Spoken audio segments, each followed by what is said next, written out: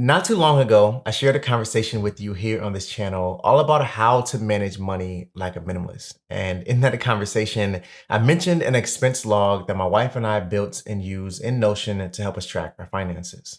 Well, that expense log got an upgrade, and now we're doing much more than just tracking our expenses. So today, not only am I going to talk you through this 5-step system for financial success, but I'm also going to briefly show you exactly how we're using and applying these steps to the shared workspace in Notion.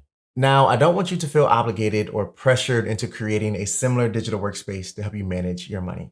If you prefer going old school and using pen or paper, or if you have another program that you're familiar with, that's fine. I don't want us getting hung up on the details of that.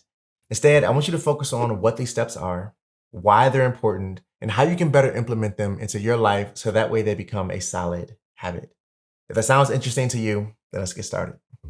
Step one is a bit of a grouping of things, and it's all about defining your financial values, establishing your financial priorities, and setting financial goals. Now, why is this important? Let's talk financial values for starters. In order to cut unnecessary things or expenses from your life, you need to know what is unnecessary to you first. This means you have to know what is necessary or valuable to you, hence your financial values. Now, I posted a conversation the other day all about how to discover your financial values, and I'll leave a link to it below in case you missed it. Very, very valuable conversation, in my opinion. Now, for example, maybe one of your financial values is to live a debt free life, which is a great value to have, in my opinion. Now, once you know what your financial values are, you can then establish your financial priorities and goals. So, continuing with this example, if your financial value is to live a debt-free life, then your financial priority and goal would be to pay off all of your debts in X number of years. I give a great example of how to write your financial goals in a video I posted titled 8 Practical Ways to Improve Your Finances. I'll leave a link to that conversation below as well in case you missed it. All right, now here's how we're applying this to our workflow in Notion. At the very top of our budgeting and finance shared workspace, we have a small section labeled with 2 headings: insights and goals. Beneath each of these headings, we created a toggle dropdown for values as well as short-term, mid-term, and long-term goals. And as you might have guessed, this is where we've highlighted all of our financial values, priorities, and goals. Now, we placed this at the very top of our workspace because we want it to be the first thing we see every time we open up this page in Notion. That way, our values are always top of mind, and we can ensure that any action we take that involves spending money is always in service of one of our goals. This not only keeps us focused, but also accountable because we can never say that, well, we forgot we were working towards a certain goal. Now, as a bonus, and you don't have to feel obligated to do this, but we also created a financial mission statement for ourselves, which is one sentence that sums up why we're on this financial journey. And we put this at the very top of our workspace as well, right under Insight. So if you choose to do this, that's a great place for it. Plus, we find it very motivating to read, especially during those times when we start to feel unmotivated on this financial journey. Step 2 in this system is monitoring cash flow. This is important because if you don't know where your money is going every month, every week, and every day, then it's going to be very difficult for you to manage your money, plan for the future, and budget for today. Now, for the sake of conversation and in case you don't know, cash flow is the movement of money. How much is flowing in every month in terms of income and how much is flowing out in regards to expenses every month. So here's how we're monitoring cash flow in Notion. At the very bottom of this workspace, we have 3 master databases. And by database, I mean a table of information similar to Excel. So we have a cash flow database, a budget database, and a months database. This is where all of our information is stored so we can then interact with it and manage it through linked databases across this entire workspace. We do not interact with these master databases directly unless we need to. Now, right below our financial values and goals, we have a linked view of our master months database. And if we click on October 2021, a brand new workspace opens up for us to manage all of our cash flow, in this case, for the month October. So first thing first, we have a cash flow quick entry button, which is also a linked database to our cash flow master database. And this allows us to quickly add income and expenses as they happen in the month of October. Now, really quick, I want to walk you through what each of these fields are and why we have them. To start, we have the name. So what type of income or expense is this? Below that, we have a field for receipts. If we feel the need to keep a photo of a receipt for some reason, we can quickly add that here by uploading a photo. And it's super easy to do on mobile because it gives you the option to take a photo directly or upload it from your gallery. Below that, we have a budget item. This allows us to assign every expense a budget category, and I'll show you exactly how that works later. Next, we have a field for the dates. Below that, we have two fields that are similar but serve different purposes. We have an income month in a year and an expense month in a year. This is here so we can assign this new entry to the current month we're working in, and I'll show you something really cool that we do with this later as well. Below that, we have amount. So how much did we make or spend? Category, what type of entry is this? In this example, this is income. Cash flow direction. So is the money we're tracking in this entry coming in or going out? Below that, we have a field for spending cycle, and the type of cycles we're using are regular and irregular. Regular meaning it's something that happens regularly every month, like paying rent. Irregular meaning it's not a normal expense that we have every month. And I'll show you how we use this with filters later on as well. Next, we have accounts, who paid, and explanation. These fields are used just so we can track which bank account the money went into or came out of, who paid, and why.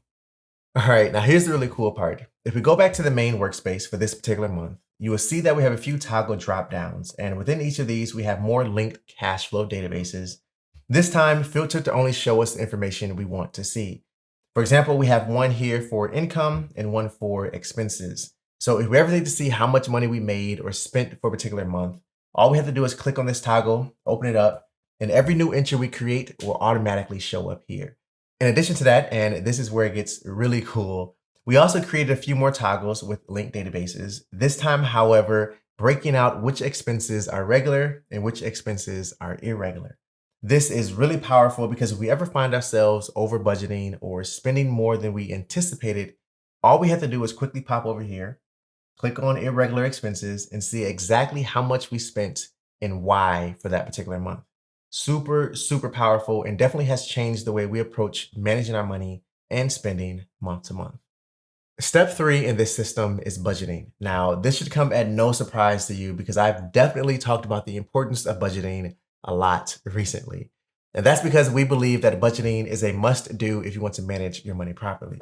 Now, I have to admit, it can be tough to build a habit out of this when you're just starting out. But if you stick to it, find an accountability partner or two to travel this journey with you, then it definitely gets easier. Now, here's how we're budgeting right here every month in this exact same workspace.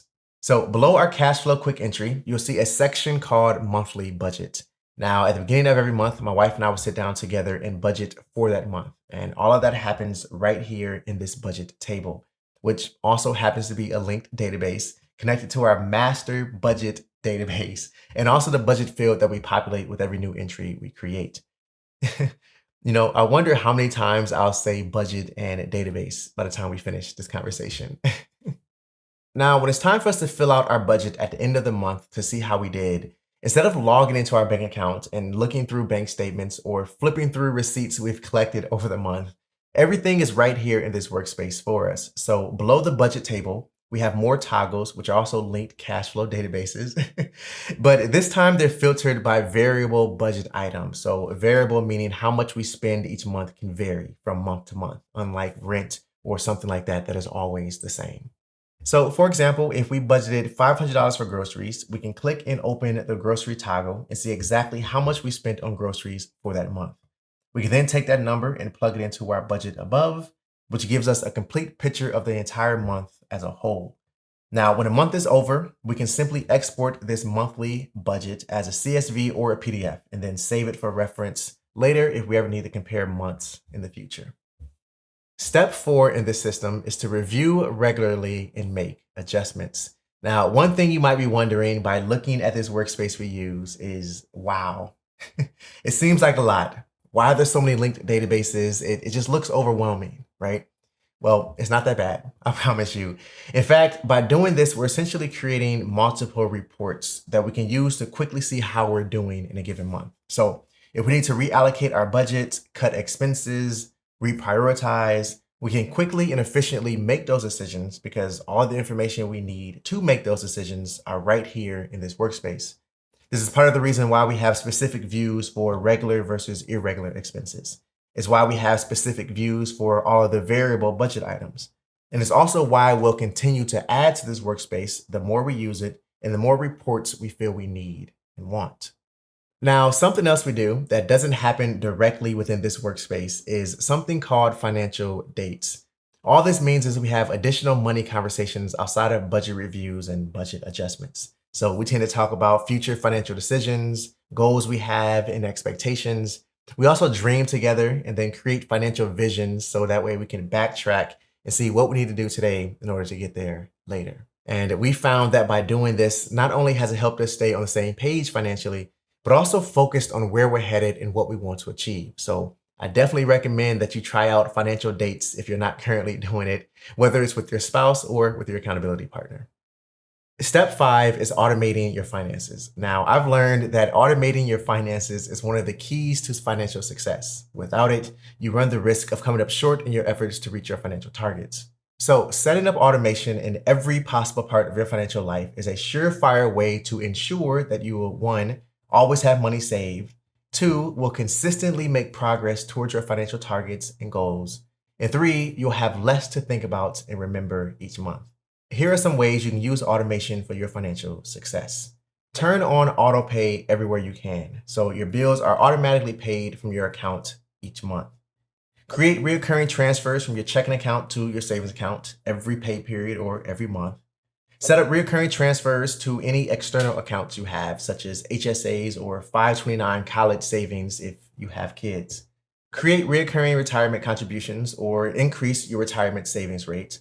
And if you get paid via direct deposit, you can have your employer split your paycheck into multiple accounts if you want. For example, maybe a percentage of your income goes directly into your emergency fund or into a sinking fund for a new car, or both. And then the rest goes directly into your checking account. Now, there are a ton of creative ways that you can use to automate your finances. And when you do, it would definitely make it 10 times easier to manage your money and know exactly where your money is going. Now, as a final food for thought for you before you go, I want you to remember something. You're going to have to get comfortable feeling like the weirdo. Now, what do I mean by that? Well, most people don't budget their money every month. Most people don't track their cash flow as often as they should. And most people don't openly talk about money within their relationship or marriage. So if you at least do these things, you'll probably feel like the weird oddball in your community. But guess what? You'll be putting yourself ahead of the curve and in control of your money. I hope you enjoyed this conversation, and if you found value in it, comment below. Also, let me know if you enjoyed this format at all. I'd love to continue this conversation with you. Keep growing, keep learning, and always stay true to you. I'll see you in the next one. Peace.